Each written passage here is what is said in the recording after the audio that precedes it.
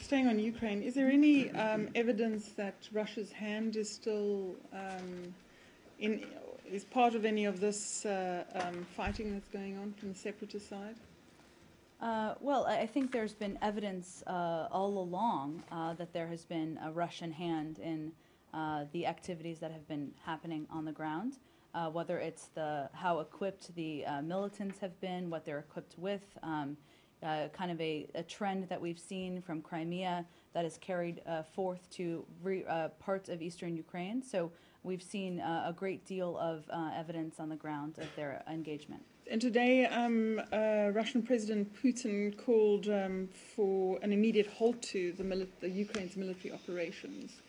And he expressed this to the Italians, and he said that he called for Ukraine to talk to the Russian separatist leaders. Would you support that kind of dialogue to try to resolve this? Or, I mean, you know, there's a possibility this could just escalate. So how's the U.S. seeing this being resolved? Well, as you know, our primary goal here has been de-escalation from the beginning, but I would remind you that there are a range of calls that President Putin and others have made that have not been backed up by action in terms of taking their own de-escalatory steps. And we certainly feel there are a range of steps that they could take in order to show they're going to back their words with action. We eagerly await that. I would also point you to the fact that President-elect Poroshenko made clear that his number one priority after taking office will be to restore order in eastern Ukraine by increasing dialogue with citizens of that region, traveling to the area soon after his inauguration, increasing transparency of the ongoing constitutional reform process. And so we believe that's a positive step and the right approach to return stability to the area. Jen, really quick on the monitors. Do you know their nationalities? I do not have that information. But, I mean, sorry to just went over this while I was walking in, but I mean, have you urged the Ukrainians to use restraint in their military operations? I mean, certainly, at least we've urged that across the board. But let's not forget, we're talking about a group of armed militants, armed Russian militants, who have been aggressively engaging in whether it's taking over of buildings or going attacking airports. The Ukrainians have every right to defend and maintain stability and order in their own country. That's our belief. But I mean, there has been a concern that that perhaps the Ukrainians would use like disproportional force against these militants. Well, again, Elise, as we have concerns, we'll express them. But I think there's no question in our view that they have every right to maintain stability or take steps to maintain stability within their own country. Go ahead, Michael. Go ahead, Michael. Following up on Leslie's question, and your assertion of a Russian hand in previous activities in eastern Ukraine, as you know, it was not possible for all the people in eastern Ukraine to vote, that some of the polling places were not open. Is your assessment that Russia had a hand in encouraging separatists to close some of those polling places and thus obstruct voting in eastern Ukraine? Is that your assessment, or is that not your assessment? Well, there's no question that we feel there's a strong tie and there's a Russian hand in the actions of the armed militants in eastern Ukraine. And to the degree they took steps to hinder or prevent voting, we feel there's a connection. I would also note, though, that despite all of that, more than 60% of eligible voters in Ukraine voted on May 25th, which is a significant turnout and one we have noted and the OSCE has noted.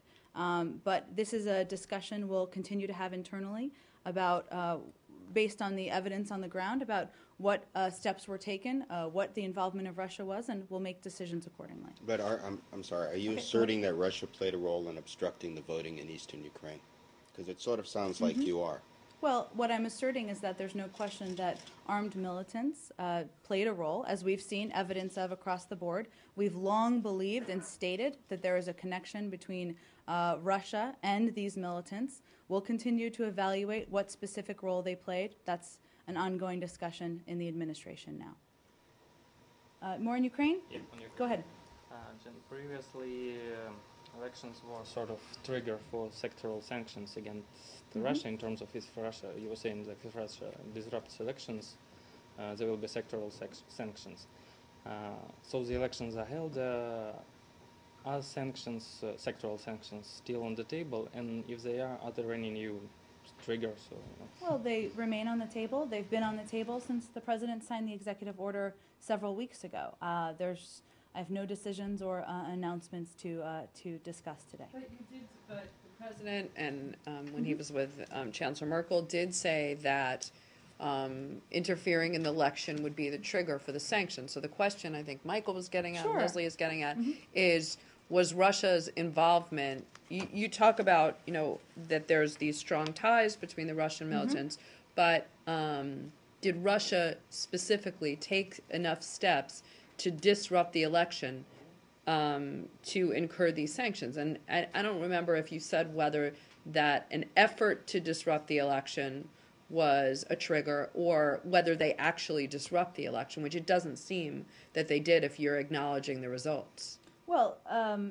what I would say and what I was trying to address to Michael is that that's a discussion that we have these tools. We have the ability to put in place additional sanctions. We'll be coordinating with the EU as we have been all along, but we'll evaluate over the coming days whether there are additional steps. But that need it to be doesn't. taken. It seems to me like you're saying that through their ties to these separatists, that Russia might have attempted to disrupt the election. But given the fact that you've acknowledged, if you've praised these elections and accepted them and recognized them and are moving ahead, it doesn't seem like they actually did disrupt them. But I also noted, and it's important to note again, that despite the strong turnout across Ukraine, there was chaos and violence perpetrated by pro-Russian militants in certain areas, as you know.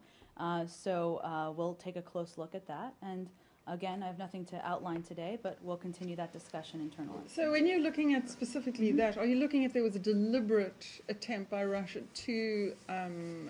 I'm just trying to figure when you're looking and you're evaluating that, what is it that you're looking for? Because these just could be the rebels that are causing mischief, right? It doesn't mean that Russia's deliberately in there and stoking it up. I mean, is that the kind of evaluation you would look at? Well, again, these were pro-Russian militants who were the perpetrators of the chaos and violence in some parts, limited parts of Ukraine. We'll look at that. We'll look at any of the connections, but I don't have kind of a 5-point checklist to lay out for you because it's all part of the discussion that will happen internally. Can I'm a little bit confused. Okay, sorry, go ahead. Well, are sectoral sanctions for alleged attempts to disrupt the election are still a possibility? Is that?